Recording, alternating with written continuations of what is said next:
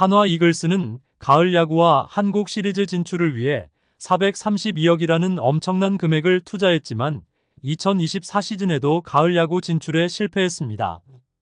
시즌 중반 한화의 사령탑으로 선수들을 지도한 김경문 감독은 2025 시즌을 앞두고 각오를 다지고 있는데요. 이와 관련된 소식 자세히 정리해드리겠습니다. 시청하시기 전에 구독과 좋아요 눌러주시면 영상을 만드는 데 많은 힘이 됩니다. 올해 초 한화 이글스는 시즌 개막 후 첫 8경기에서 7승을 거두며 리그 선두로 치솟는 눈부신 성과를 보였습니다. 하지만 그 이후 팀의 성적은 급격히 하락하기 시작하여 곧 하위권으로 떨어졌는데요. 이 과정에서 감독 교체가 이루어져 김경문 감독이 새롭게 지휘봉을 잡았습니다. 감독 교체 후 일시적으로 새 감독 효과가 나타나면서 한화 이글스는 잠시 회복세를 보이며 다시 상승세를 탔는데요. 그러나 이 역시 오래 지속되지 못했습니다. 팀은 곧 다시 성적 하락의 길을 걷게 되었는데요. 이러한 상황은 팀이 단기간에 좋은 성적을 내며 기대감을 높였지만 근본적인 문제 해결 없이는 지속 가능한 성공을 얻기 어렵다는 것을 보여주었습니다. 이 과정에서 팀의 구성원들은 계속해서 변화와 적응을 시도해야 하며 팀 전체의 발전을 위한 지속적인 노력이 요구될 것으로 보입니다. 한화 이글스는 지난 3년간 전력 강화를 위해 총 432억이라는 거액을 투자했는데요. 2022년 시즌을 앞두고 한화는 내부 자유계약 선수인 최재훈과 5년에 걸친 총액 54억 계약을 체결하며 그를 팀의 주요 포수로서 확실히 확보하는 데 성공했는데요. 이러한 투자는 한화 이글스가 경쟁력을 강화하고 더 나은 성적을 거두기 위해 적극적으로 자원을 배치한 것으로 보였습니다. 최재훈 선수와의 계약은 그가 팀 내에서 중심적인 역할을 계속해서 수행할 수 있도록 보장하는 한편 팀 구성의 핵심 요소를 안정적으로 확보하는 전략적 움직임이었는데요. 2023년 시즌을 앞두고 한화 이글스는 팀 전력을 강화하기 위해 속도를 높였습니다. 이 과정에서 최은성 선수와 6년간 총 90억의 대규모 계약을 체결하며 7년 만에 외부 자유계약 선수를 팀에 영입했는데요. LG 트윈스를 떠나 한화 이글스로 이적한 최은성은 이 계약을 통해 큰 주목을 받았습니다.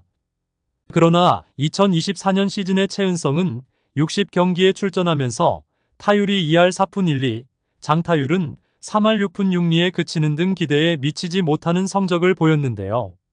이는 규정 타석을 충족하는 선수들 중에서도 하위권에 속하며 장타율 부문에서는 8위에 머무르는 수준이었습니다.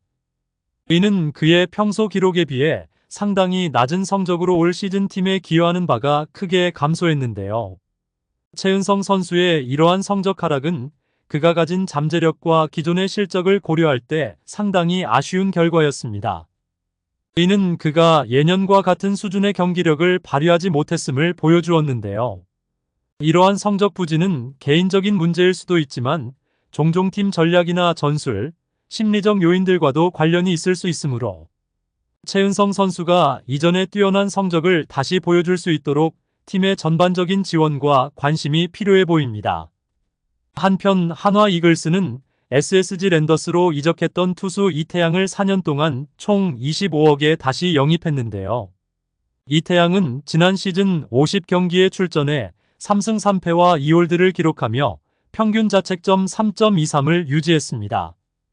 그는 불펜과 선발을 넘나들며 총 100.1이닝을 소화했으며 선발 투수가 일찍 경기를 마칠 때나 로테이션에 공백이 생겼을 때 항상 첫 번째로 마운드에 올라 팀을 지켰는데요.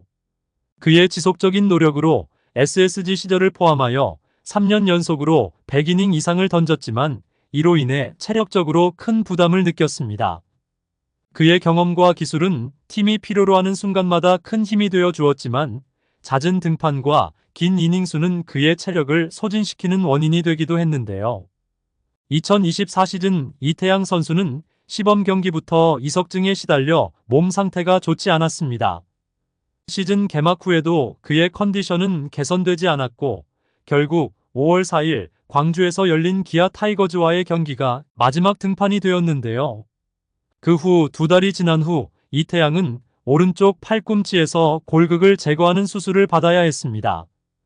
이로 인해 그는 2024 시즌 10경기만 출전하고 2패, 평균 자책점 11.57이라는 부진한 성적을 남기며 시즌을 조기에 마감했는데요.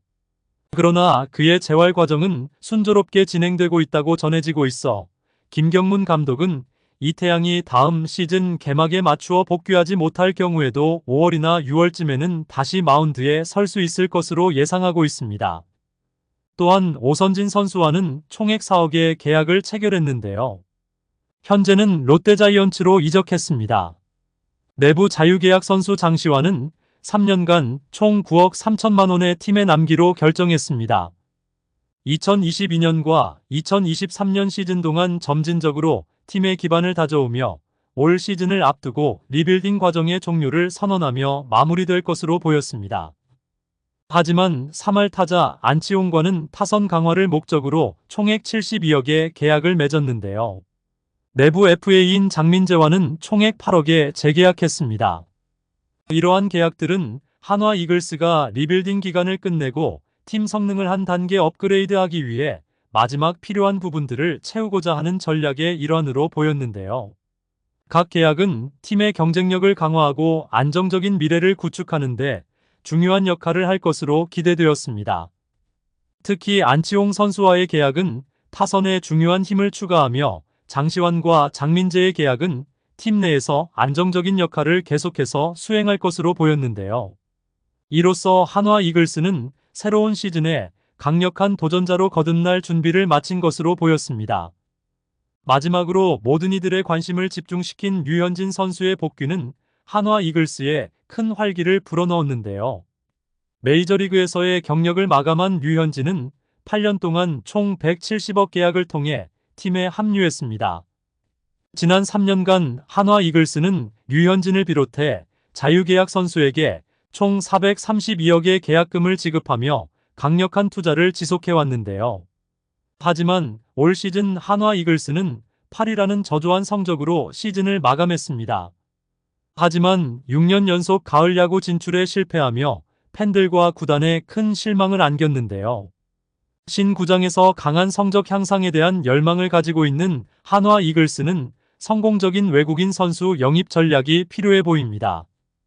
또한 팀은 단순히 효과적인 투수뿐만 아니라 경기에 결정적인 영향을 미칠 수 있는 강력한 타자들을 적극적으로 데려와야 할 것으로 보이는데요.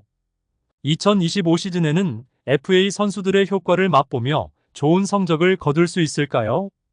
여러분들의 생각은 어떠신가요? 댓글로 여러분의 의견을 알려주세요. 영상을 시청해주셔서 대단히 감사드리며 선수들의 소식을 계속 듣고 싶으시다면 구독과 좋아요를 부탁드립니다.